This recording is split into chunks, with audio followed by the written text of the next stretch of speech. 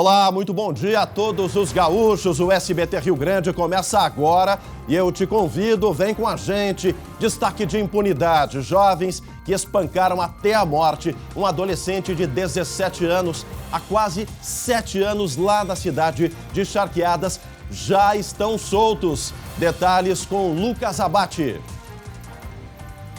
Bom dia, Chemalha, todo mundo que nos acompanha. Já estão soltos e sequer foram julgados por esse crime que chocou o Rio Grande do Sul. Quase 7 anos depois, 9 acusados e 2 tentativas de júri. E esse caso tem um novo capítulo, caso Ronei, Chemalha, que aconteceu lá em Charqueadas no dia 1º de agosto de 2015. Um jovem morto na frente dos amigos e do pai por um motivo completamente banal.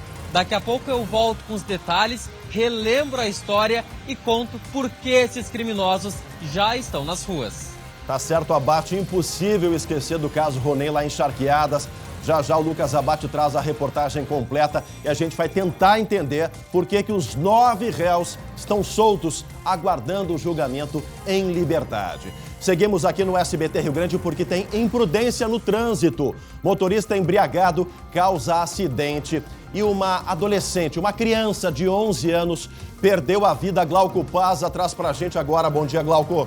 Bom dia, Chemalha, bom dia a todos. Até quando? Essa é a pergunta. Até quando o crime de trânsito vai tirar o nosso futuro, Chemalha? Porque, resumindo, é isso aí. A combinação de álcool e velocidade que fez mais uma vítima inocente. Isso aconteceu na Serra Gaúcha. Álcool, carro de luxo e velocidade. Daqui a pouco a gente fala mais sobre isso, Chemalha.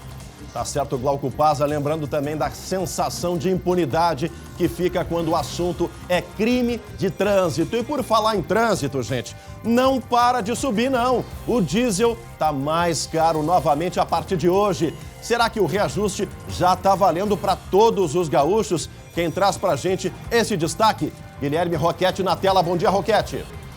Bom dia, Chemalha. Olha, vou te dizer o seguinte, valendo já tá. Agora, se já tá na bomba, a gente veio aqui no posto de gasolina, no posto de combustíveis, para verificar isso. E tu, meu amigo que tá em casa pensando assim, mas eu não tenho aquela 4x4 a diesel, eu não tenho aquele SUV da moda, esse reajuste vai pesar para ti também. Eu volto daqui a pouco com todas as informações. Tá certo, Guilherme Roquete trazendo essas informações daqui a pouco aqui no SBT Rio Grande.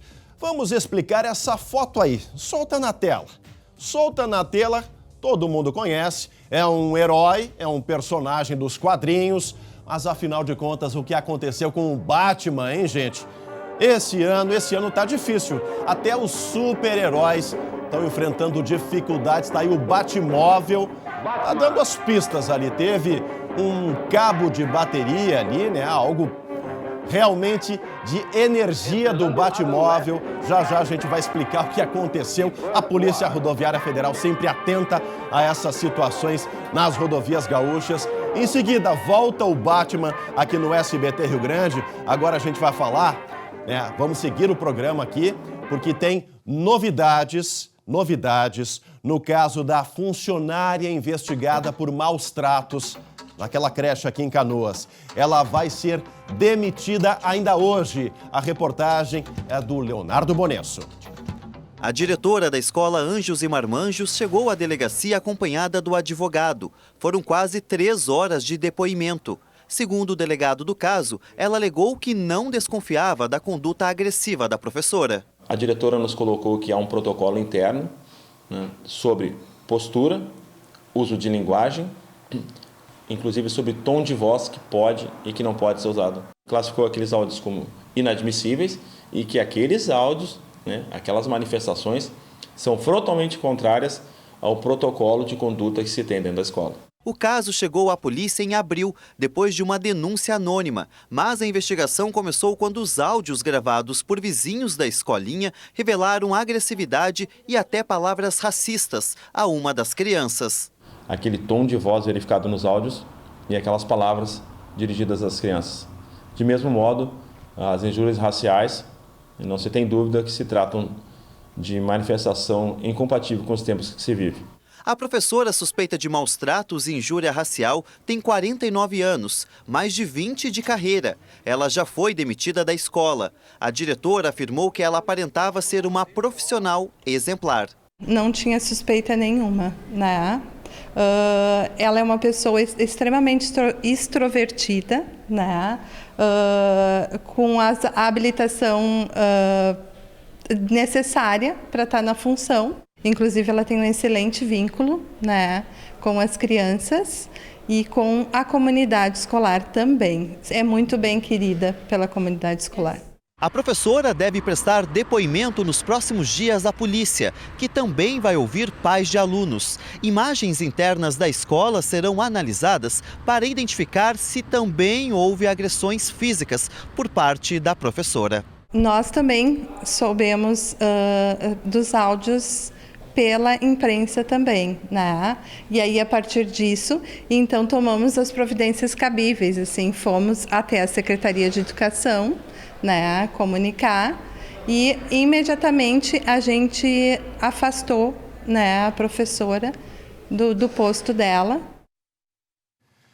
Respeito à diretora. Agora, há uma espécie de perda de tempo, de lapso temporal aí, porque a diretora disse que soube dos áudios assim como a imprensa na última sexta-feira.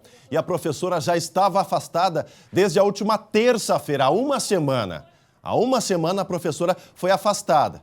Só que a escola, falando ainda a linguagem da diretora, questão de vínculo, não avisou as famílias sobre essa situação. Isso precisa ser explicado. Agora, o depoimento da professora da investigada é decisivo para a investigação avançar, para o inquérito apontar eventuais crimes, porque tudo indica, assim, né, a prática de um crime de ameaça, de maus tratos, inclusive injúria racial. Portanto, vamos aguardar, né, o trabalho da Polícia Civil. Não vamos ser aqui, né, um tanto quanto preconceituosos com essa questão. Isso também é uma situação que precisa ser afastada, né? Não faz parte, né, do dia a dia de uma escola, como é a escola Anjos e Marmanjos lá de Canoas. A polícia segue fazendo o seu trabalho, mas, repito, o período em que a escola teve conhecimento até que as famílias fossem avisadas, passaram 4 dias.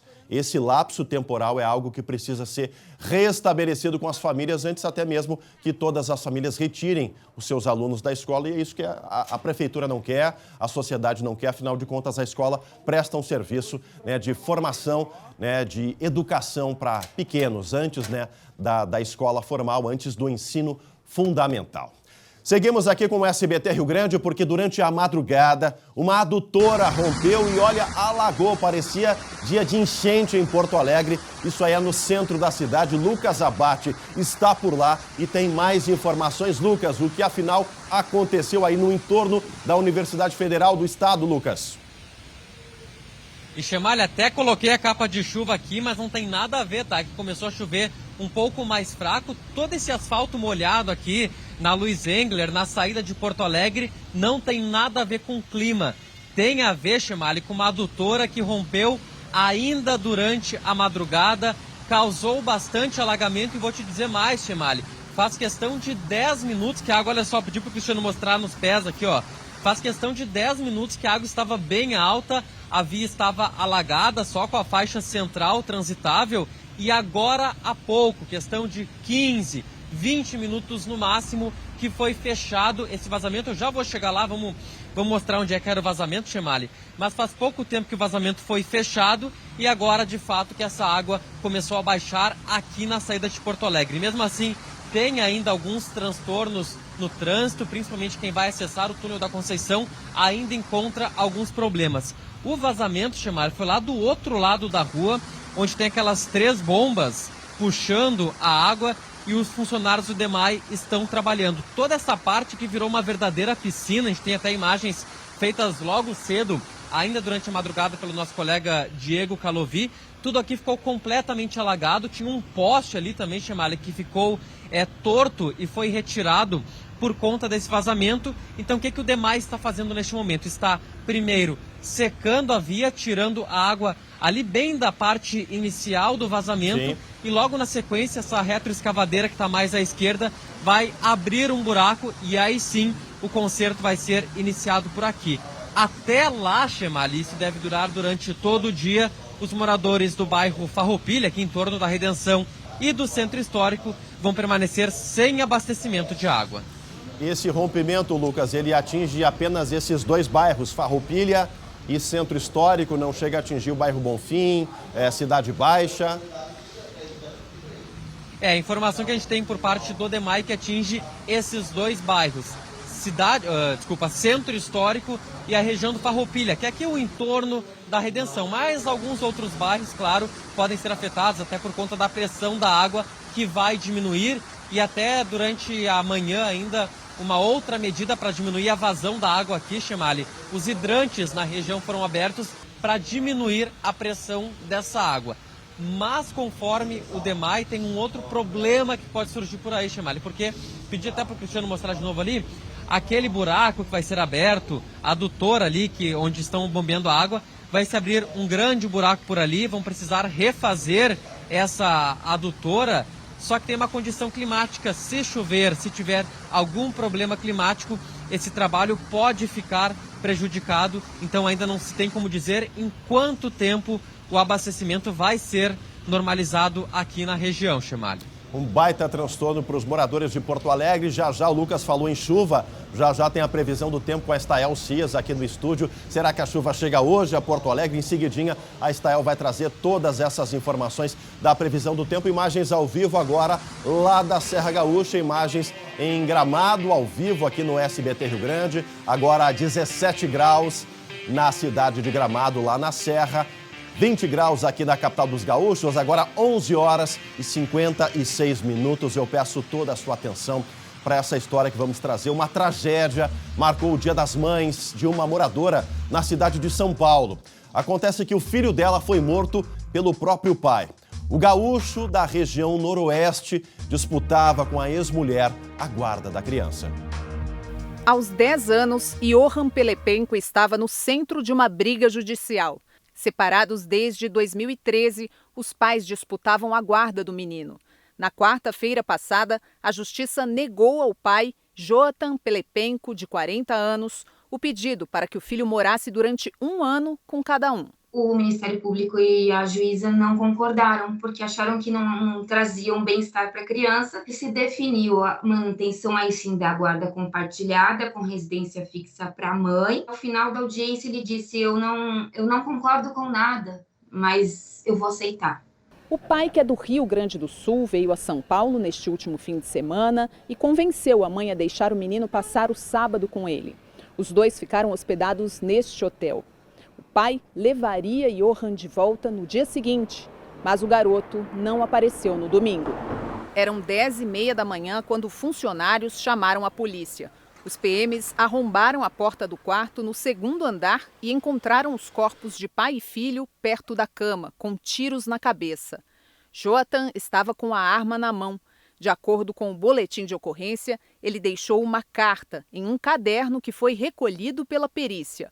O conteúdo do bilhete não foi divulgado. A mãe de Johan, extremamente abalada, ainda não foi ouvida. Ela se culpa, né? Por que eu deixei? Mas ela não tinha nenhum motivo para impedir. Então ela está destruída. E vai marcar para sempre, né? Uma data no exato Dia das Mães. Essa mãe paulista perde o filho, né? A coisa mais importante que uma mulher tem, né? O filho, enfim, a questão do carinho, do zelo. Não por acaso a Justiça, o Ministério Público, né, decidiram que não era hora de deixar a guarda compartilhada com o pai, 1 ano para cada um. E aí esse gaúcho, da região noroeste, lá da cidade de Marau, faz essa... Olha, é um desespero, é uma intolerância por não aceitar decisões judiciais que a gente se pergunta, por que isso, né?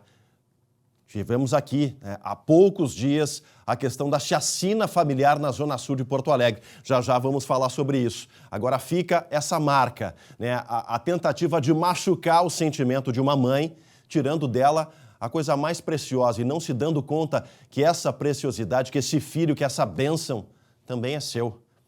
Faltou equilíbrio emocional, faltou compaixão para esse gaúcho que fez essa besteira, perdeu a cabeça, tirou a vida do filho e depois acabou tirando a própria vida, deixou 2 famílias estraçalhadas. A saudade vai marcar para sempre esse episódio no Dia das Mães, na capital paulista. Seguimos aqui com o SBT Rio Grande, agora meio-dia em ponto, 19 graus em Porto Alegre. A gente fala do impacto no nosso bolso, porque o preço do diesel já está mais caro nas refinarias. A Petrobras aumentou em 40 centavos o valor do litro. Guilherme Roquette, meu amigo, já está valendo, já está mais caro.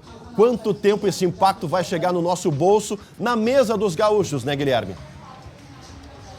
É verdade, Chemali, porque como eu disse lá no início do programa, não é só aquele cara lá que tem a sua 4x4 de luxo, o seu SUV da moda que vai pagar mais caro, não. É eu, tu, quem tá em casa. Vamos aqui, ó. A gente tá num posto de combustíveis aqui na Avenida Ipiranga, porque... Opa, tô passando na frente dos carros aí, desculpa, pessoal. Porque aqui, ó, tem diesel aqui nesta bomba aqui. Aqui vocês estão vendo o preço da gasolina, R$ 6,88, tá?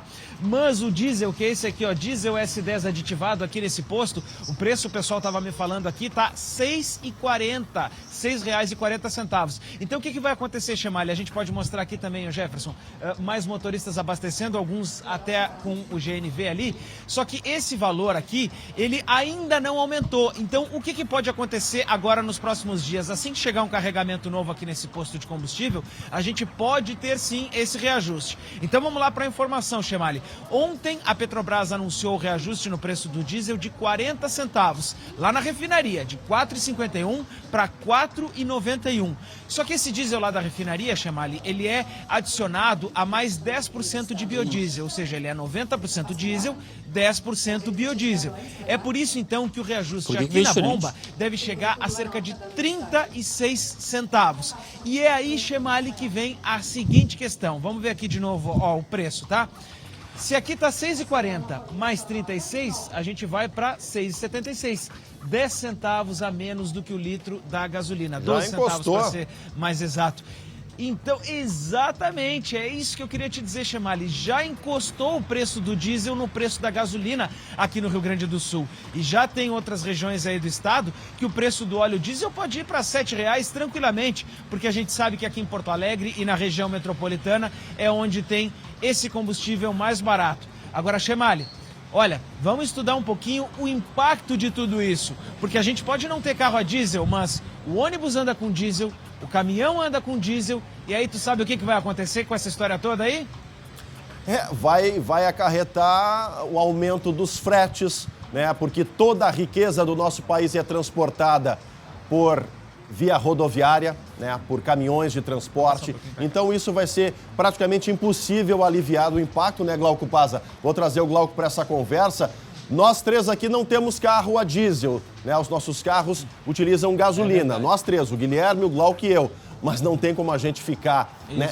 Tentar escapar disso, né, Glauco? Vai comer na nossa mesa junto, é mais um prato.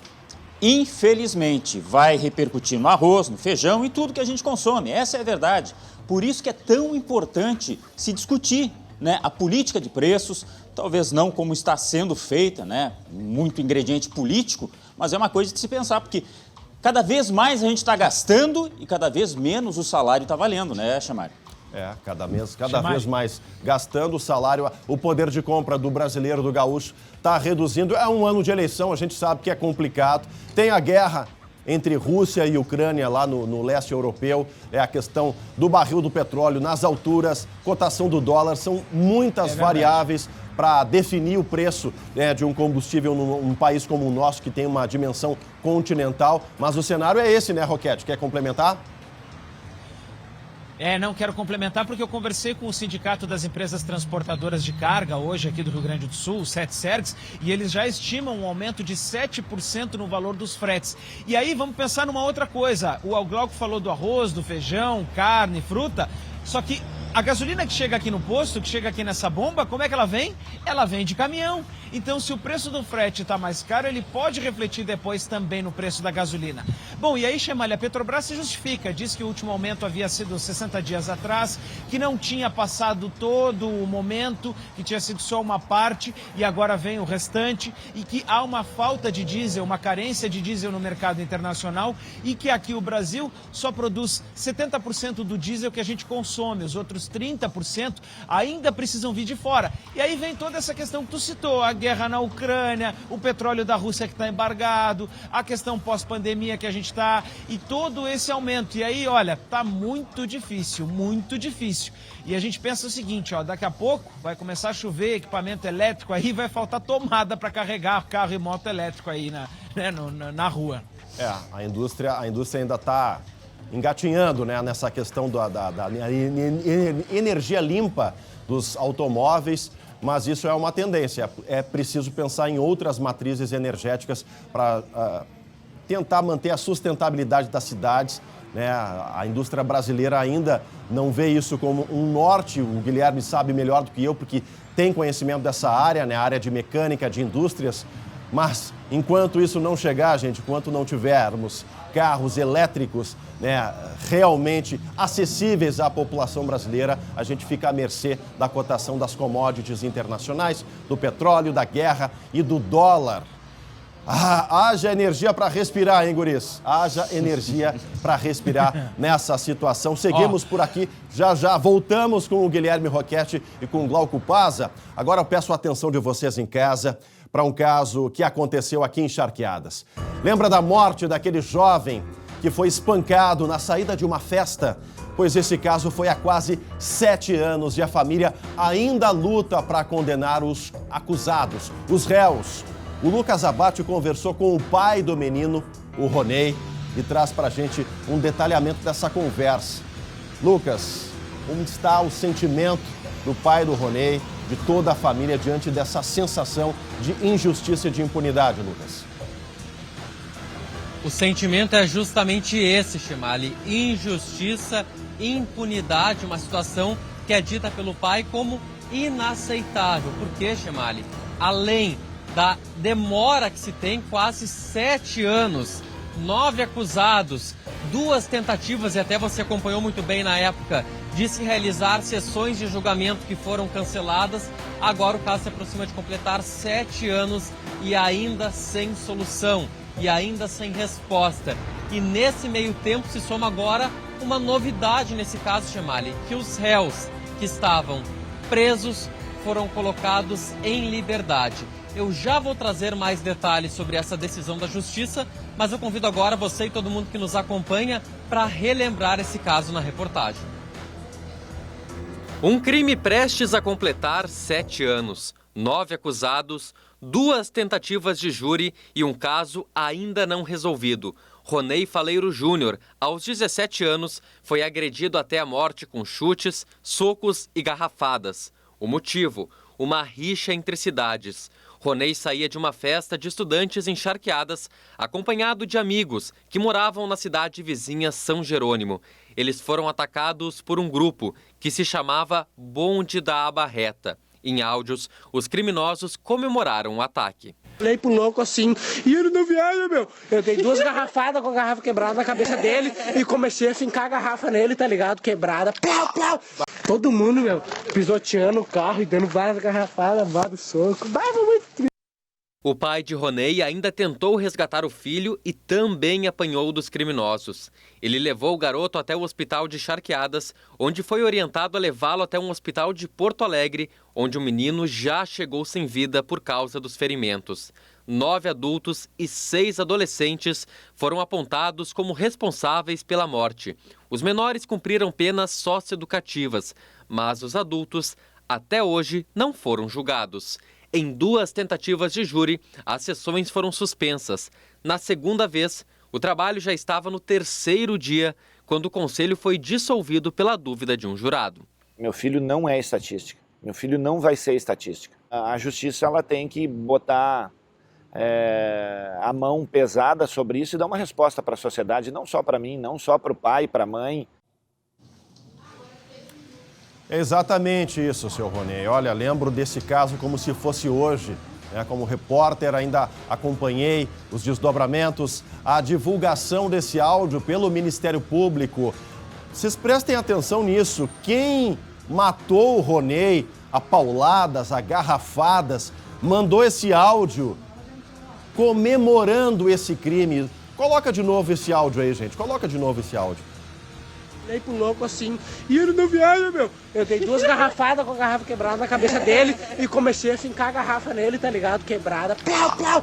Todo mundo, meu, pisoteando o carro e dando várias garrafadas, vários socos. Tava muito triste. É a banalidade da vida, né? A banalidade da vida. Rixa entre duas cidades, entre grupos de jovens, e o Rounem não tinha nada a ver com essa rixa, nada a ver com essa história. Já, ainda hoje, o Lucas vai trazer novidades sobre esse caso, né? Sobre as novas decisões judiciais que colocaram em liberdade os assassinos. Ainda hoje, aqui no SBT Rio Grande. Agora, visão do tempo, vou pedir para a Estael Cias se aproximar. Tem vinheta do tempo, né? Solta aí.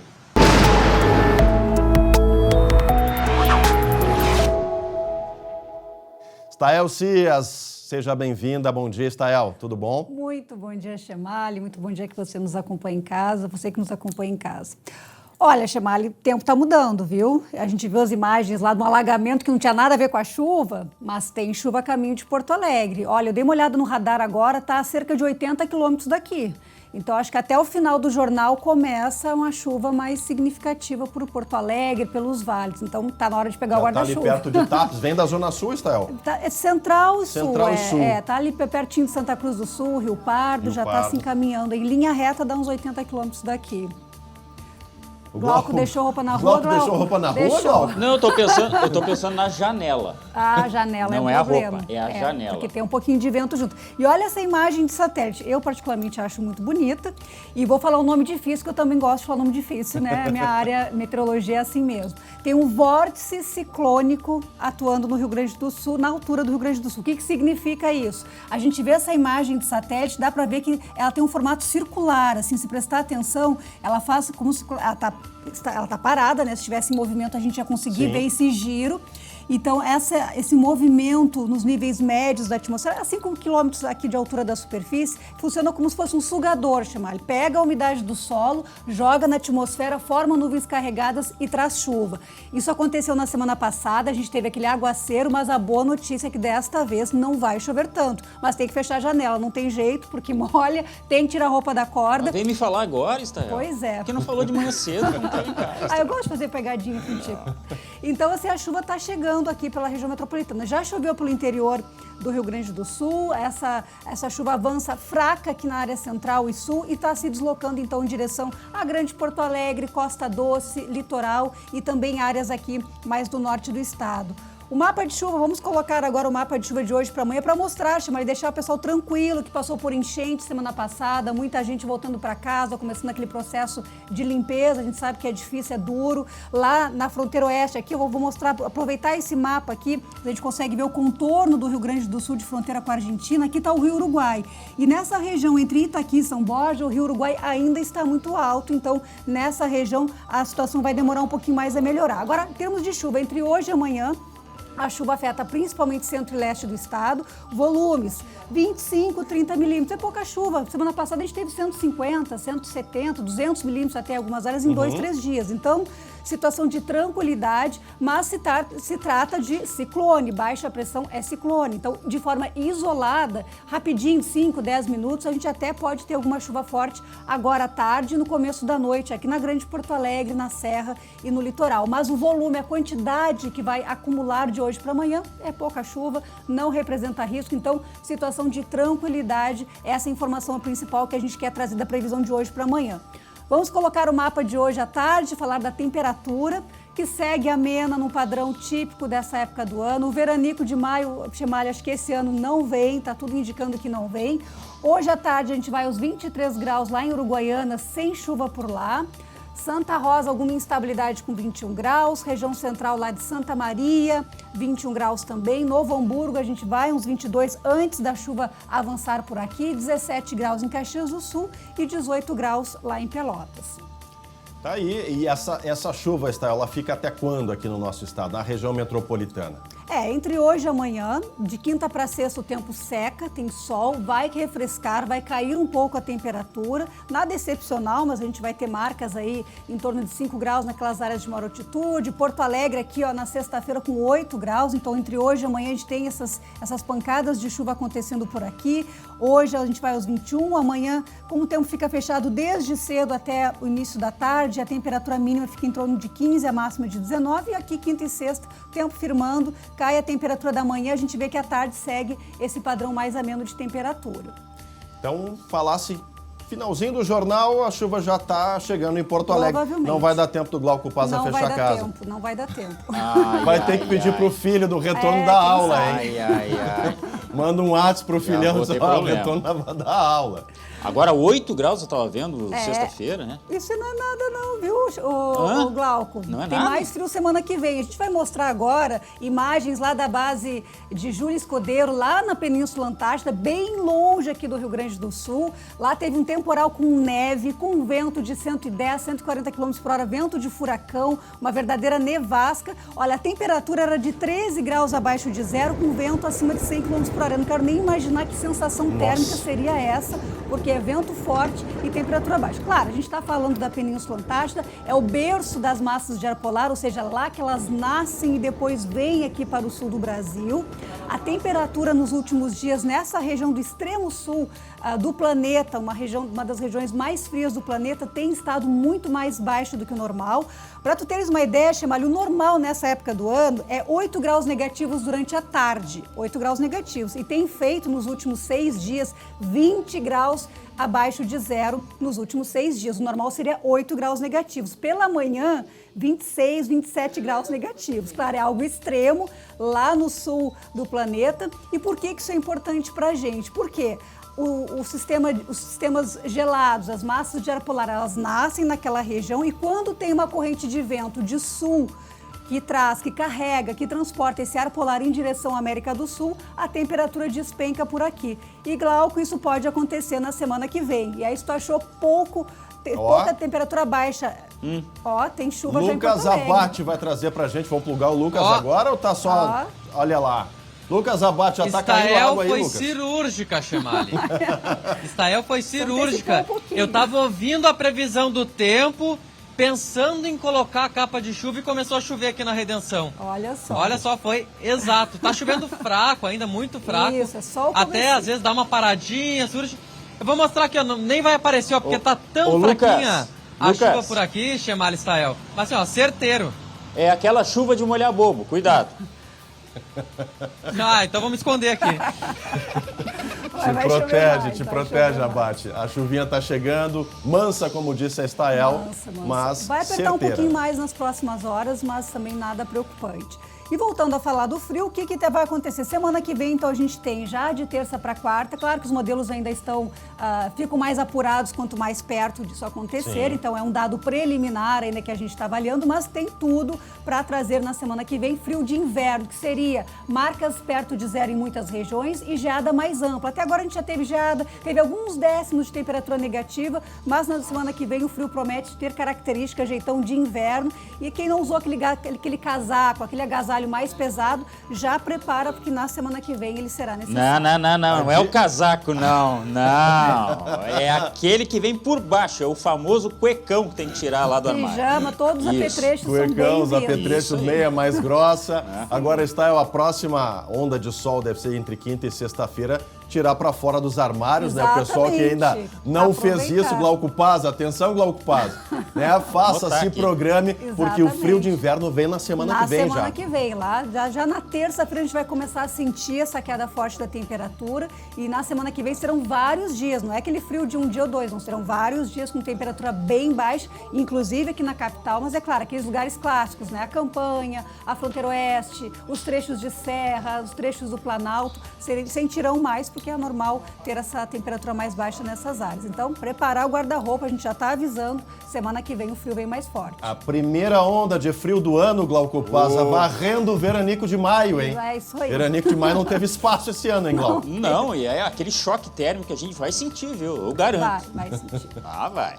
Acordar mais cedo, isso aí tudo. Olha, Tem que ter fibra, tem que ter compromisso realmente, a gente trabalha. O pessoal acorda muito cedo aqui para trazer informação no SBT Rio Grande.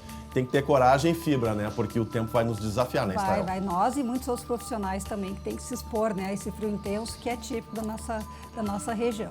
Tá certo. Obrigado, Estael Cias, pela previsão do tempo completa, sempre aqui com detalhamento e certeira, como foi agora. Lucas Abate disse, a chuva já chegou em Porto Alegre. A Estael antecipou aqui no SBT Rio Grande. Obrigado, Estael. Até a próxima quinta-feira ou semana que vem? Quinta-feira. Estael Cias aqui com a previsão do tempo completa na próxima quinta-feira. A gente fala sobre agora as notícias da área da segurança pública, porque a Polícia Civil monta um verdadeiro quebra-cabeça dos últimos momentos da família que foi assassinada aqui no bairro Santa Teresa, em Porto Alegre, e deve concluir esse inquérito já nos próximos dias. Isso foi no fim de abril, gente. O empresário Otávio Driemeyer Júnior matou a mãe, a sogra, a esposa e o filho e depois cometeu suicídio. A investigação já apurou que o homem tinha uma dívida milionária e ainda não havia contado à esposa. Lucas Abate, traga pra gente os novos detalhes dessa investigação. Inclusive, temos uma imagem nova, já vamos mostrar agora a imagem. Contigo, Lucas. Isso, Chemali. Faltam poucas peças para a polícia conseguir concluir esse quebra-cabeça envolvendo a morte de toda essa família no Morro Santa Teresa.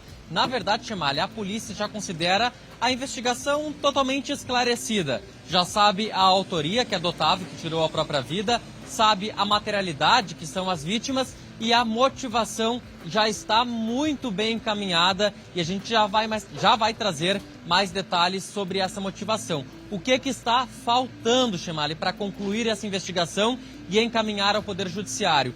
Apenas os laudos periciais, para entender de que forma que essas mortes aconteceram e até se houve alguma situação em que o Otávio teria dopado as vítimas na noite anterior ainda, para que elas não ouvissem o disparo na manhã seguinte, e isso indicaria até uma premeditação desse crime. Então faltam apenas esses laudos. Essas imagens, Chemali, que estão rodando na tela, exclusivas, mostram a chegada do Otávio na noite anterior no condomínio onde tudo aconteceu. O que significa isso? É o último momento em que ele entra em casa. Ele teria saído durante a tarde ainda para levar uma pessoa embora, uma pessoa que estava prestando serviços, e entra aí por volta das 15 para as 9 da noite pela última vez na casa. Seria a partir desse momento, Chemali, que ele teria administrado os medicamentos em todos os membros da família, inclusive na sobrevivente, uma familiar que estava no andar de baixo e sobreviveu, e já estaria planejando toda a morte dessa família. O Otávio Driemeyer, que logo depois de tudo isso ainda tirou a própria vida, Chemali. Nós conversamos hoje cedo com o delegado Rodrigo Pouman Garcia, que está à frente da investigação e já ouviu diversos familiares, diversos amigos que ainda não sabem muito bem, não entenderam, Chemali, por que o Otávio tomou essa atitude drástica. A gente pode ouvir agora. Eles não viam, embora sabiam que ele carregava uma culpa bastante grande devido à questão profissional, eles nunca acreditaram que ele poderia cometer algo nesse sentido. Preocupação com relação a ele, a família tinha, mas não que ele pudesse estender isso, né, num fato tão grave, né, levando, além dele, né, outras 4 pessoas. Portanto, tá aí, gente. Tá aí a palavra do delegado Rodrigo Pouman Garcia, que investiga essa chacina familiar. E um pouco antes, na tela, a imagem exclusiva. O último momento, o último registro do Otávio Driemeyer com vida, né? Como disse o Lucas Abate, em seguida dessa passagem aqui, ele passa a ministrar os remédios, isso a investigação vai trazer, os laudos, muito provavelmente, e passa a executar o plano, né, de tirar a vida de todos, inclusive a sua própria vida, por conta de dívidas da empresa. Isso ainda também está buscando esclarecimento. Fala, Abate. Não, e até com relação às dívidas, a polícia não confirma e, na verdade, nem tem a confirmação ainda de qual seria esse valor, de qual seria o tamanho dessa dívida. Ouviu alguns sócios, alguns parceiros comerciais, entende que é uma dívida considerável, mas entende também, Chemali, que era uma dívida negociável, que ele já vinha acertando com alguns credores, a negociação, renegociando toda essa dívida e que ele até poderia dar a volta por cima, e é algo que os sócios também estavam trabalhando para isso.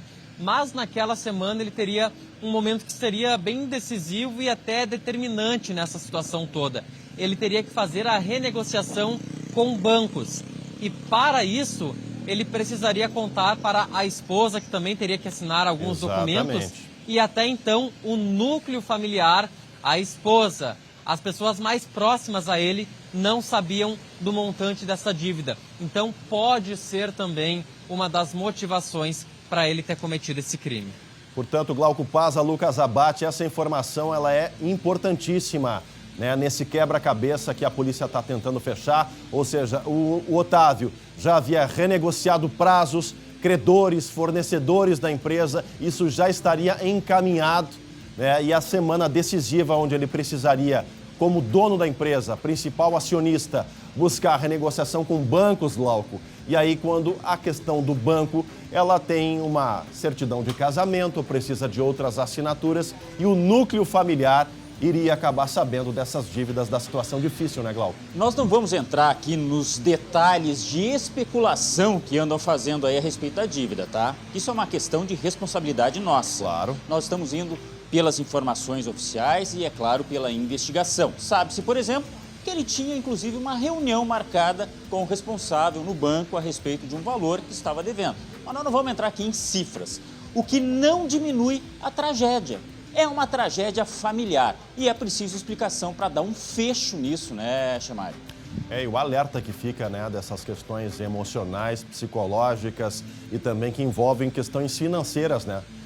Um empresário, a gente tem ali o histórico, sempre trabalhou muito, sempre foi muito responsável, foi construindo o patrimônio aos poucos, pôde dar mais conforto para a família, diante de todo o trabalho, de todo o esforço, também pôde usufruir disso, mas em determinado momento a situação ficou mais complicada, mais complexa de administrar, o padrão de vida iria acabar sendo reduzido, voltando a patamares iniciais, quem sabe.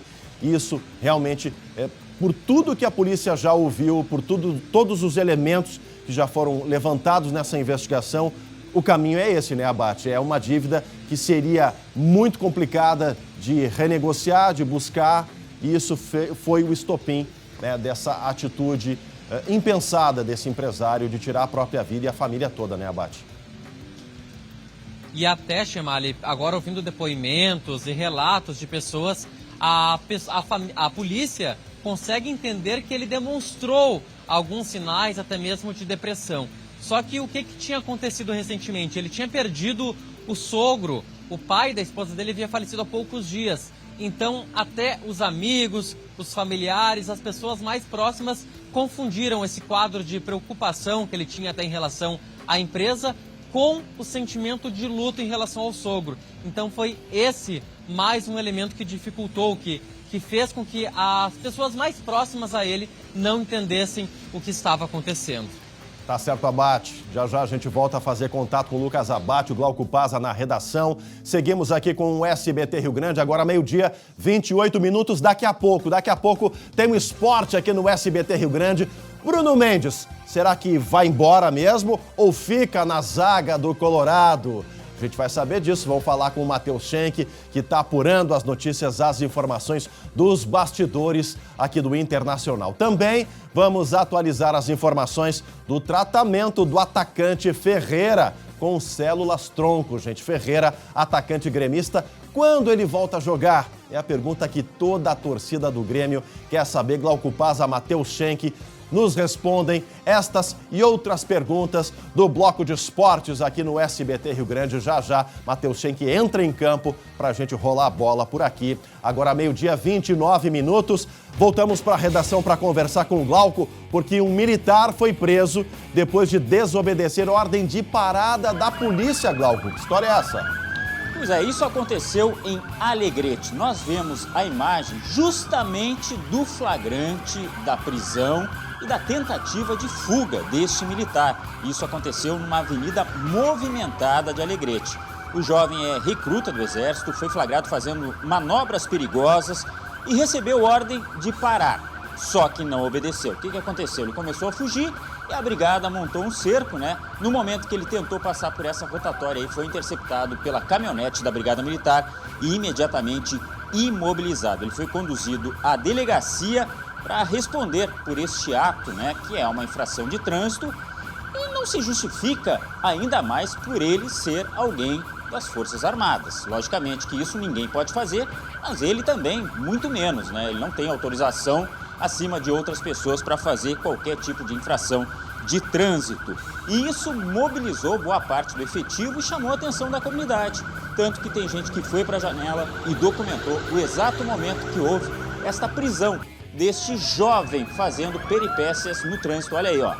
O destaque dele tentando fugir de moto, você vai ver logo em seguida aí, Chemali.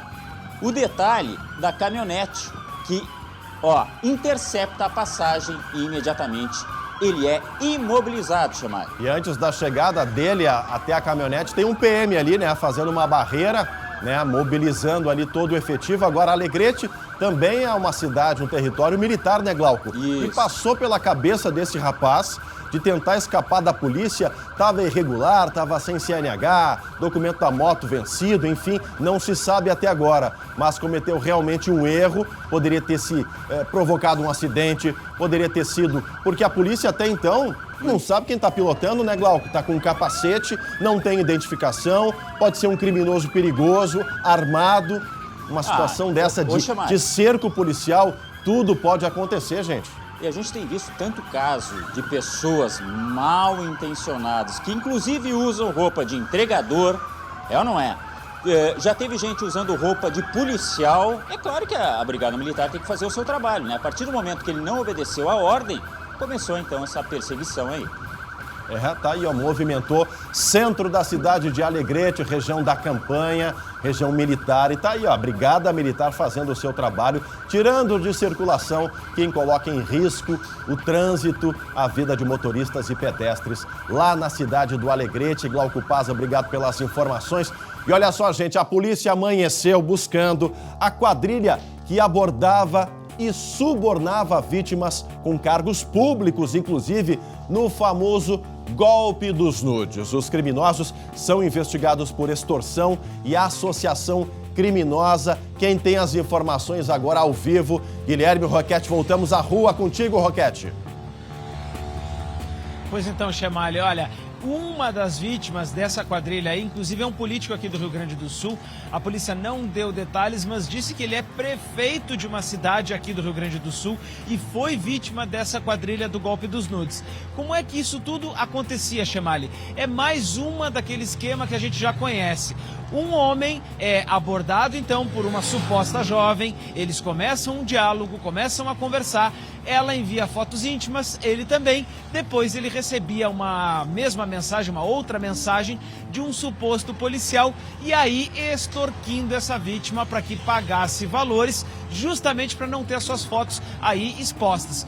Como que era essa quadrilha, Chemali? Como é que foi essa operação da polícia, então, que foi deflagrada hoje de manhã? Foram 6 ordens judiciais, então, cumpridas, então, aqui no Rio Grande do Sul, em cidades como Porto Alegre, Gravataí e Charqueadas, e também lá em Florianópolis, lá em Santa Catarina. Depois deles extorquirem as vítimas, deles trocarem as fotos íntimas com esses homens, se passando por jovens mais novas, entrava em cena, então, esse suposto policial, que então passava a dizer que não daria andamento ao processo caso essa vítima pagasse uma espécie de propina, e aí iniciava uma negociação que muitas vezes terminava, Chemali, com o pagamento dessa propina, o pagamento desse suposto valor aí para que as fotos não fossem vazadas, como nos explica o delegado responsável por essa operação, que a gente ouve ele agora.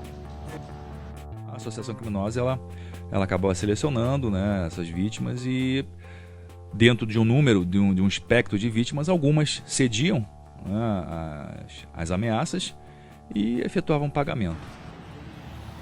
Tá aí o golpe dos nudes famoso, né? Inclusive delegacias fake foram descobertas pela Polícia Civil Oficial aqui no Rio Grande do Sul, no Vale dos Sinos. E como é que tudo isso tem início? Tá aqui, ó, gente, no celular. Todas as semanas, Glauco Paza, eu recebo, você já deve ter recebido, convites à rede social da Gente Aberta, convites, né, de moças bonitas, enfim, atraentes, buscando um bom papo, e aí o cidadão acaba buscando uma conversa, buscando, né, o entretenimento e entra nesse golpe, troca fotos. É golpe, gente, não dá para cair em cilada, especialmente, né, nesse perfil que os bandidos escolhem, né, pessoas que já têm família, têm a sua atividade profissional, não caia nesse tipo de armadilha, porque pode ser muito mais grave do que só pagar propina, né, Glauco Paza? Não, e olha, tem muita gente que tem dificuldade, que não tem intimidade no tratamento com a rede social. E pode ser vítima, sim. A gente não está aqui para condenar ninguém, Chemali, a não ser os criminosos, logicamente, Exato. que utilizam desses meios para chantagear, para tirar dinheiro dos outros. Aliás, está virando isso uma febre. Eu recebo todos os dias também oferta de emprego, em meio período, viu, Chemali? E 5 mil reais de renda. Já pensou, hein? Se clicar no link do WhatsApp ou da rede social, já é clonado imediatamente, né, Roquete? Não, Chemali, 5 mil reais pro Glauco aí é um salário mínimo quase, porque ele ganha no SBT 4, 5 vezes não mais vou que nem isso, então ele nem precisa, né? Agora, deixa eu contar, olha aqui, deixa eu contar pra vocês o seguinte, ó, cerca de 10 pessoas foram identificadas nessa quadrilha aí como integrantes desse grupo criminoso, então, que atuava aqui no Rio Grande do Sul e também lá em Santa Catarina. Por isso, inclusive, parte deles estavam presos e buscas foram feitas hoje de manhã em presídios aqui do Rio Grande do Sul, Chemali. Tá que certo, novidade, tá aí, hein, tá aí o golpe dos nudes, né? A polícia avançando, tirando de circulação esses criminosos. Agora, Glauco, permanece comigo aqui no estúdio, porque a Polícia Civil está investigando um acidente de trânsito com morte, acidente grave, a vítima 11 anos. Isso foi em Vacaria. Glauco, quem provocou esse acidente, Glauco? A gente está vendo aí na imagem, tá? Mas eu vou explicar. Um carro preto que a gente vê batendo no veículo da frente é um carro de luxo, um veículo Mercedes. E isso aconteceu na BR-116, no sentido Vacaria-Lages, que é um município que fica no sul de Santa Catarina. Neste acidente aí, este Mercedes, acabou batendo no veículo da frente. O Mercedes vinha em alta velocidade, a gente vê inclusive que ele perde o controle, acaba invadindo ali um canteiro, né, e sai na outra faixa, lá na outra via, no sentido contrário. E neste carro que foi atingido havia um casal e a filha de 11 anos de idade. Resultado, esta menina acabou sofrendo mais as consequências desse acidente, teve traumatismo craniano, ela precisou ser levada para Caxias do Sul, por um atendimento de excelência, mas mesmo assim não resistiu e acabou morrendo.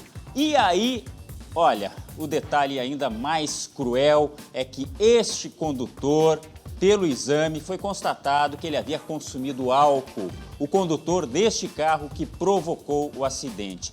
É mais um daqueles episódios lamentáveis da combinação de álcool, velocidade, imprudência, talvez sensação de impunidade, que campeia por aí, né? Não é só no Rio Grande do Sul, mas infelizmente a gente está mostrando cada vez mais por aqui, né, Chemali? É aquela situação que o Código de Trânsito Brasileiro acaba tendo, né, essa brecha na legislação, o chamado dolo eventual, homicídio culposo, homicídio doloso. Eu tenho para mim, Glauco, o sujeito bebeu, consumiu álcool, assumiu o risco de matar no volante, matou. Tem que ser tribunal do júri, Glauco, tem que ser regime fechado. Não dá para resgatar, trazendo aí no final de abril os 10 anos da curva da morte, perdemos 2 colegas lá naquele acidente. O motorista daquele caminhão pegou 5 anos e meio já em regime semiaberto, porque o Ministério Público entendeu que era homicídio culposo, sem a intenção de matar. Só que naquela oportunidade o motorista estava drogado, sob o efeito de anfetamina. Podia não ter álcool no sangue, mas tinha substância proibida, o que altera completamente a noção de guiar um veículo, né, Glauco? E a maior pena deveria ser peso na consciência. Mas eu não sei nem se eles têm isso aí. Esse é o problema, Chemali. Fica essa pergunta, nossos sentimentos, essa família lá de Vacaria, que perdeu aí essa menina 11 anos nesse acidente, onde um irresponsável, bêbado, assumiu o risco de matar e, infelizmente, terminou em morte. 12h39, voltamos a falar sobre aquele caso de Charqueadas, caso Ronei, jovem, 17 anos, espancado até a morte na saída de uma festa. 9 adultos e 6 adolescentes foram apontados, uma verdadeira gangue, né? Com 15 pessoas investigadas, os responsáveis, repito, 9 adultos e 6 adolescentes. E o Lucas Abate tem novidades sobre esse caso. Tá todo mundo livre, leve e solto, Abate. Desde a metade de abril, Chemali, os 9 acusados, 8 que permaneciam presos e um 9º que estava em prisão domiciliar, foram colocados em liberdade. Acredite, Chemali, você falava antes de impunidade. Nessa situação a gente fala de outro caso de impunidade envolvendo a morte desse jovem, do Ronei Júnior, de 17 anos, lá no ano de 2015. Esses réus, Chemali, foram beneficiados por um habeas corpus pedido pela defesa. A gente não tem informação de qual seria a motivação, o que sustentou essa decisão do Tribunal de Justiça, mas pelo tempo que se passa, 7 anos quase desde o crime, quase 7 anos de prisão, a gente pode especular que foi uma situação de excesso de prazo e por conta disso que esses criminosos foram colocados em liberdade. Esse caso, Chemali, assusta pelo tempo que se passa, pela brutalidade, pelas tentativas de se realizar um júri e também pela manifestação de um pai que luta por justiça, e nós conversamos com ele. Aliás, Chemali, sabe que nesse caso teve gente condenada sim. E quem são os condenados? O pai do Ronei nos conta. Na verdade, hoje, os únicos julgados e condenados são os familiares, é a mãe. O dano, a dor, a falta já foi determinada há 7 anos atrás. Então, tu conviver com essa dor e ainda conviver com a sensação, ainda de uma impunidade, ele volta a tornar a dor, a ferida aberta novamente. Ô, seu Ronei, receba sempre a nossa consideração, o nosso abraço. Várias equipes de reportagem cobriram essa situação que envolveu o seu filho aí. 7 anos de impunidade, de injustiça, mas acima de tudo, né, Lucas Abate, de saudade, né? De um jovem que tinha muitos sonhos, era muito querido pela família, né? Era caseiro, não frequentava tantas festas, tinha o seu círculo de amizades e numa dessas festas que era para arrecadar fundos para a formatura, se não me falha a memória, no final do ano, né? Era a formatura do ensino médio, enfim, era uma festa beneficente desses estudantes. Essa rixa entre as cidades terminou nessa tragédia. 15 pessoas envolvidas. 15 criminosos, 6 que já passaram ali pela fase, né, pelo sistema socioeducativo. Será que aprenderam alguma coisa na fase? E outros 9 adultos que estão soltos aí, né? Estão soltos, muito provavelmente circulando na mesma região, né, Abate? E a família que, eu lembro também, se mudou de Charqueadas, tentando buscar novas energias, novas forças para retomar a vida, mas sem tirar de lado o pedido de justiça, a luta por justiça. Essa família carrega essa dor até hoje, né? Glauco Paz e Abate. Terrível isso.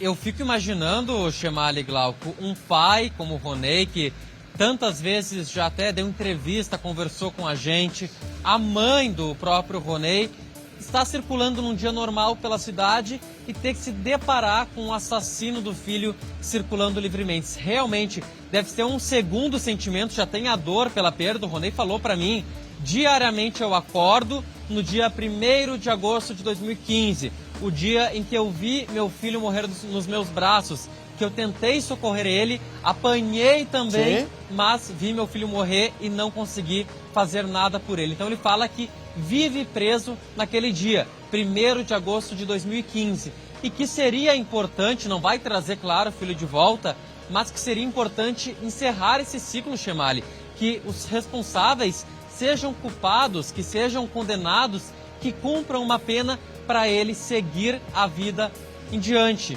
E ele até menciona que isso não é apenas por ele, mas também pela comunidade, pelos moradores de Charqueadas, que não merecem conviver com esses assassinos na rua. E a gente pode ouvir um outro trecho do que disse o pai.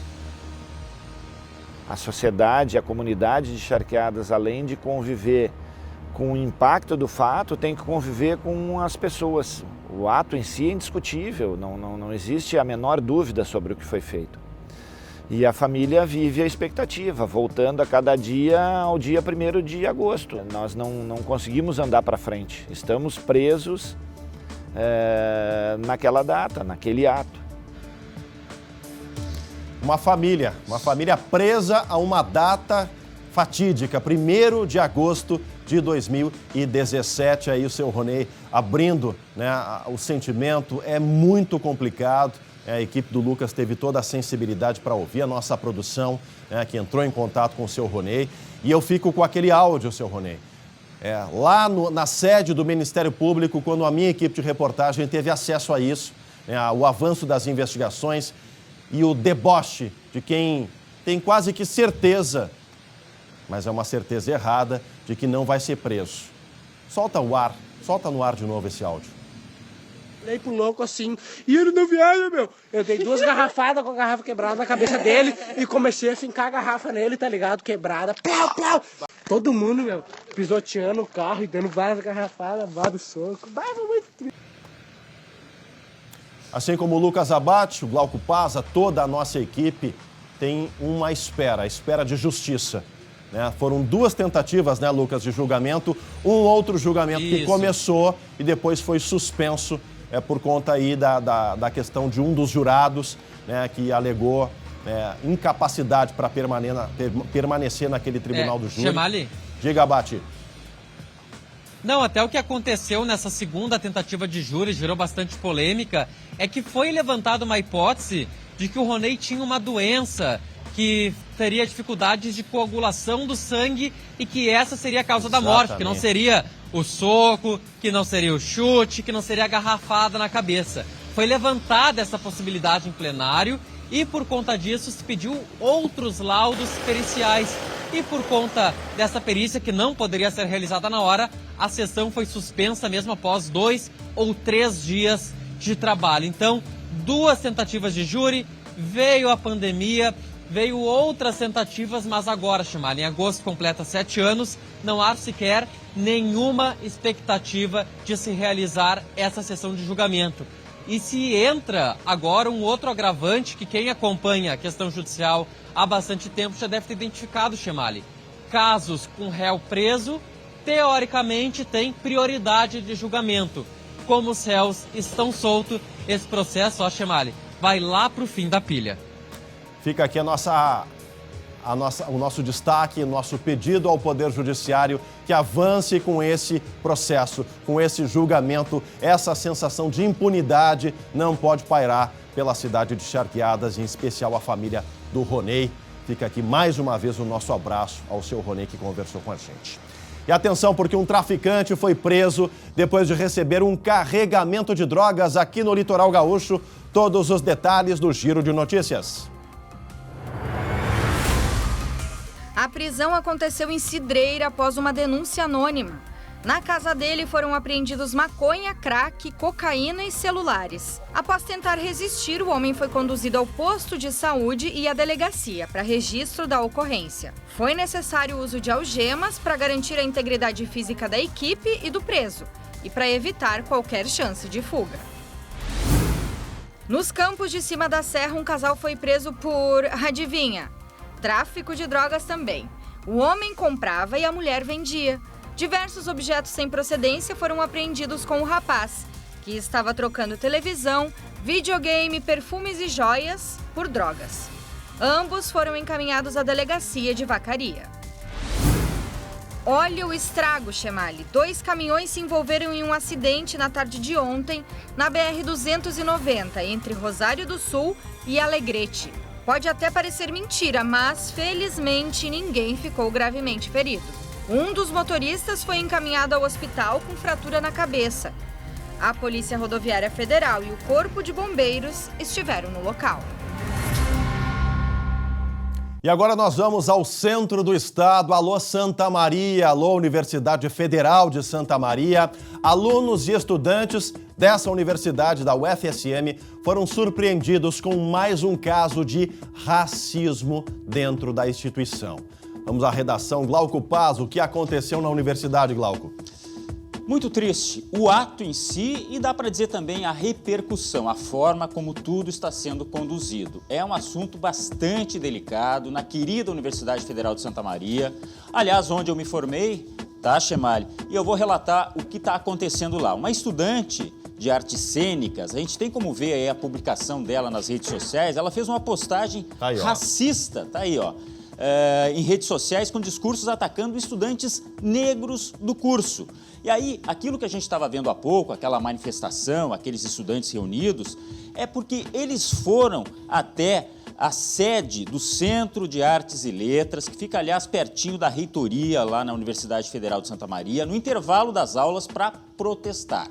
Foram lá manifestar o descontentamento com esta publicação, com a atitude desta estudante. A Polícia Federal, inclusive, foi acionada após denúncias de pichações, enfim, manifestações contrárias a esta ação desta jovem de 22 anos, que, conforme informações, deve ser afastada.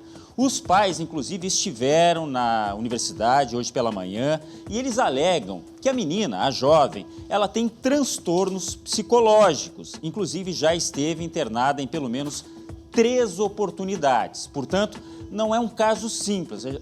A gente tem que ter muito cuidado nesse assunto aí, inclusive, né, Chemali? Os colegas, eles se indignaram de tal forma que a gente viu aí protesto, tem mais um protesto convocado para a parte da tarde. É claro que a gente foi atrás de todos os lados disso que está acontecendo. O diretor do Centro de Artes e Letras da UFSM repudia esses atos e hoje pela manhã ele conversou com a família da estudante. Vamos ouvir o que ele disse. Os escritos são absurdos, a gente realmente não vê esse tipo de coisa, assim, nos assusta ao ler esse tipo de declarações. A família nos procurou hoje de manhã e a mãe está completamente arrasada, o pai também, os amigos que vieram junto, eles não sabem o que dizer, a família não tem mais um controle, a pessoa já é adulta. Eles me relataram situações mesmo de cuidado psicológico, que ela já teria sido submetida. Pois é, portanto, é uma situação muito delicada. Outras 2 colegas também relataram sobre outros episódios em que a jovem acusada teria ofendido outras pessoas e que, por vezes, ela tem comportamentos fora da sala de aula diferente do normal. Vamos ver aí. Na sala de aula, durante as aulas, ela não faz nada. O que ela faz é xingar a gente por WhatsApp, pelo Instagram e, pessoalmente, ela não faz nada. Ela ameaça, ela persegue as colegas, mas ela nunca tinha chegado a esse ponto. Me impactou muito, eu fiquei bem abalada, pra falar a verdade. Mas eu não fiquei surpresa, porque já tinham acontecido outras situações, várias, comigo também, com alguns outros colegas, diretas e indiretas. Eu acredito uma instabilidade emocional, porque ela mesma se contradiz no que ela fala. Então, por vezes, ela se posiciona de um jeito, de outras em outro, que ninguém aqui dentro tem esse pensamento, que ninguém reproduz esse tipo de ação. Tá aí, né, Glauco? Evidentemente que qualquer situação que envolva racismo, injúria racial precisa ser combatida dentro da civilidade, do protesto, mas é um caso mais complexo. Me parece que essa estudante precisa também de uma ajuda especializada, né, Glauco? Inclusive, a Universidade Federal de Santa Maria se posicionou oficialmente dizendo que repudia qualquer tipo de preconceito e que, é claro, vai fazer a apuração necessária. É o que a gente espera, né, Chemali? Tá certo, Glauco. A gente vai acompanhar isso lá na cidade de Santa Maria. Seguimos aqui com o SBT Rio Grande, 7 minutinhos para 1h da tarde. Oportunidade de conexões e negócios na área da tecnologia. A FEComércio inaugurou um laboratório de inovação para o setor terciário. Confira. Soluções inovadoras para o mercado de bens, serviço e turismo do estado. É o objetivo que a FEComércio tem com o Hub de Inovação. Uma ideia dessa ela é brilhante, mas ela é impulsionada velozmente por conta do espaço que oportuniza isso, tanto em tecnologia, tanto em condições de realizar seus objetivos, e quanto em busca de recursos financeiros. É tudo que se precisa para que o negócio vá bem. O local serve como incubadora de startups, com estrutura física de sala de reuniões, estúdio de foto, vídeo e podcast. E tem mentoria com especialistas. O papel do Lab é ajudar os nossos empresários a se conectar com as principais inovações do setor e fazer com que a gente, de alguma forma, integre essa nova economia. E dentro deste universo tecnológico, um espaço de destaque é o MetaLab, uma imersão ao metaverso, que é a realidade, mas em ambientes virtuais. Para isso, este óculos, o Quest 2, faz a ponte entre o mundo real com o mundo virtual. Para nós é fantástico estar num ambiente como esse, onde a gente vai associar as nossas tecnologias com outras tecnologias e o nosso principal propósito, que é potencializar o desenvolvimento econômico da sociedade. E olha, daqui a pouco a gente volta com a história do Batman, o super-herói que passou dificuldade. Tá aí a trilha sonora do Batman, quem não lembra, né? Confere aí.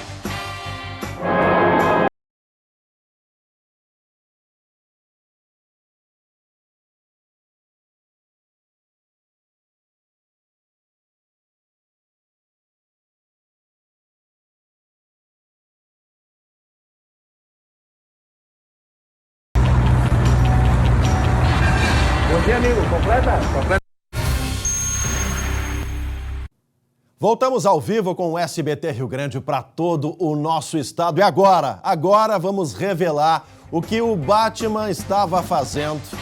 Nessa imagem, o Glauco Paza andou fazendo um contato. Foi pelo WhatsApp ou foi por telefone? Conta pra gente, Glauco Paza. Não, deixa eu te contar uma coisa, Chimari. Hoje pela manhã, a nossa produtora estava dizendo o seguinte: olha, eu tô falando com o Batman. Eu comecei a rir, né? Não, só um pouquinho. Algo errado não está certo. Mas ela estava falando com o Batman sim. Até porque era sobre este episódio aí que a gente está vendo, tá? O Batman teve problemas com o Batmóvel. Não é filme, meu amigo, é realidade. Aconteceu na 101, na BR-101. A gente está vendo aí, ó. O Batman descendo do Batmóvel. Sim, existe. Sim, senhor. Não é coisa de quadrinho, de filme. Isso é em Santa Catarina. Então não foi na 101, foi na Brioi. Na Brioi. Exatamente, viu? E o que aconteceu, Chamari? Ele ficou sem bateria, rapaz. Já pensou o Batman sem energia? Não tem como, né? Aí ele parou no posto da Polícia Rodoviária. E o que aconteceu? Aí o pessoal foi lá, buscou na viatura uma ponte, né, que é aquele cabo para fazer a ligação direta das baterias, junto na viatura ali, e funcionou de novo o Batmóvel e ele saiu para continuar as aventuras. Bom, deixa eu dizer o seguinte, ó, na realidade, na vida real, este Batman aí é o Renato Bilbao, um aposentado que faz atividades sociais junto a orfanatos, hospitais, enfim, é um cara do bem. E aí ele precisou da ajuda da polícia. Agora, eles vieram me falar agora o seguinte, ó. Tem um recado do Batman. Não. Aí vocês querem me enlouquecer. É verdade isso? Bota o Batman aí, vamos ver. Bom dia a todos e a todas que assistem o jornal do SBT do Rio Grande do Sul. Quero falar um pouquinho sobre o Batman, que o Batmóvel ficou parado aí numa blitz e que foi ajudado pela Polícia Rodoviária Federal. Sim, eu fui parado numa blitz. Foram verificados vários itens de segurança do Batmóvel, foi dado as orientações, mas como eu deixei o Batmóvel com o farol ligado, e claro, depois que o Batman parou na blitz, muitas fotos, né? Acabei ficando sem bateria, mas prontamente a Polícia Rodoviária Federal me ajudou, me socorreu, né? Quero dizer também para quem não conhece o Batman Floripa Oficial, eu sou o que faz visita em hospitais infantis na área ecológica, crianças especiais, e também participo de várias ações em comunidades carentes, tá bom? Segue lá, Batman Floripa Oficial, meu Instagram. Tamo junto e até a próxima. Tá aí, Glauco Paza, Batman Floripa Oficial. É um super-herói do bem, realmente, né? Faz aí ações solidárias, né, com crianças carentes.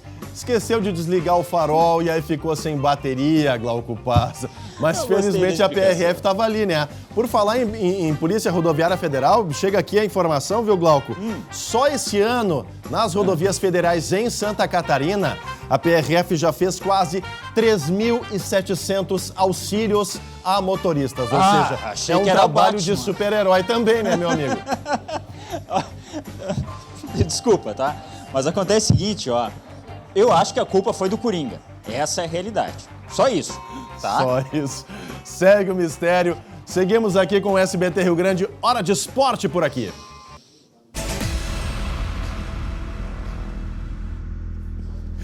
Estão pedindo para eu chamar o Robin. Deixa eu chamar o Robin Schenck. Matheus Schenck. Boa tarde, Matheus Schenck. Brincadeiras à parte, o esporte é recheado disso, né? Conta pra gente, o Robin, o Batman, qual o super-herói da tua preferência, meu amigo? Pois então, Chemali, boa tarde pra você, boa tarde a todos. Olha, realmente eu prefiro o Batman, não é brincadeira. É mesmo? mesmo? Acho o super-herói mais legal. Mas Morcegão, enfim, Oi? Morcegão, é? Tá, olha só. Vamos falar sério então? Alguém tem que falar sério nesse programa. Eu vou ficar na frente do Glauco de novo. Não é a gente. Vou ficar na frente do Glauco. Olha só, põe na tela as aspas do Ciro Simone. Quem é Ciro Simone? Isso, cara? Botar ele as aspas? Ele é diretor médico do Grêmio. Puxa. E ele falou, em entrevista ao Correio do Povo, sobre o uso de células-tronco do atacante Ferreira. Que essa experiência do Ferreira não foi, de certa forma, recomendada pelo Grêmio. Isso tá dando um bafafá lá no Grêmio, tá um clima meio ruim pro Ferreira. O empresário dele já disse que se vier proposta no meio do ano, pode sim haver negócio pro Ferreira ir embora do tricolor. Glauco Paza, o clima não tá legal não. Rapaz, olha, é uma questão política que está envolvida com futebol, que tem a área médica em meio a tudo isso. Não é legal disso também, né? O Ciro Simone é deputado estadual, é ligado ao mesmo partido do presidente do Grêmio, Romildo Bolzan Júnior, e é uma das vozes que faz a pressão para que Romildo seja o nome do partido ao governo do estado. Ou seja, o Glauco lembrou bem, é esporte mesclado com política. O resultado é o Ferreira fora do gramado. E o departamento médico em meio a tudo isso. E o Ferreira tem que jogar, é o diferencial, e não vai jogar. Poxa. Ele tem um problema crônico, tá? Que é ali na região do pubis e também na coxa. E esse problema faz com que ele não consiga ter uma sequência. Ele não joga desde 16 de abril, olha ali, ó, em Grêmio e Chape. Ele não tem previsão de retorno, tá? Amanhã ele vai ser reavaliado pelo departamento médico do Grêmio. Pode ser que ele seja liberado para voltar aos treinos, mas é muito improvável que ele esteja à disposição para o jogo de segunda-feira contra o Ituano, mas o clima não está muito legal.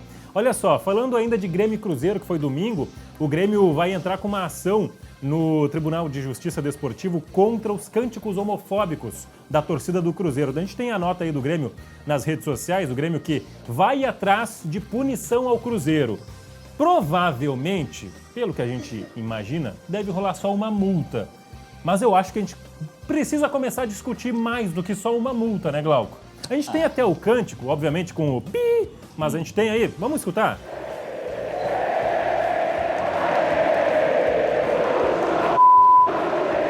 Acho que já era esse tempo de provocaçãozinha barata assim no futebol, né, Glauco? Que bobagem isso aí. Isso aí eu escutava desde 1990. Olha, tá na hora de crescer.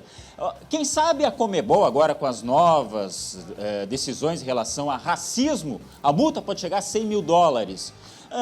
A coisa não chega aqui também, porque pelo jeito só mexendo no bolso. Tem que doer no bolso, né? Senão parece que não tem resultado com esse povo aí que não está conectado com o século XXI, né? E até o Cruzeiro se manifestou, né? Contra esse. O problema é esse. No bolso de quem? O cara que está cantando? Não, mas assim, ó, Schenck, eu também já tive essa ideia, só que eu acho o seguinte, ó, começando pelo clube, já que é tão difícil começar pelo torcedor que faz isso aí, o torcedor vai pensar duas vezes, ele tem que pensar, se ele tiver o mínimo de coisa aqui dentro desse negócio aqui, ele vai pensar duas, três vezes antes de fazer essas bobagens aí. Tá bom, vamos falar de Internacional enquanto a gente ainda pode falar de coisa dentro de campo? Dentro de campo? Tela de ataque do Inter, porque o ataque do Inter é de asma nesta temporada, Glauco Paza. É tipo isso, 23 jogos, 23 gols marcados. O alemão já virou artilheiro, mas ele não marca já faz alguns jogos. Glauco, me dá a solução. O que o Inter tem que fazer para marcar mais gols? Eu acho que tem que contratar o Benzema. Simples, né?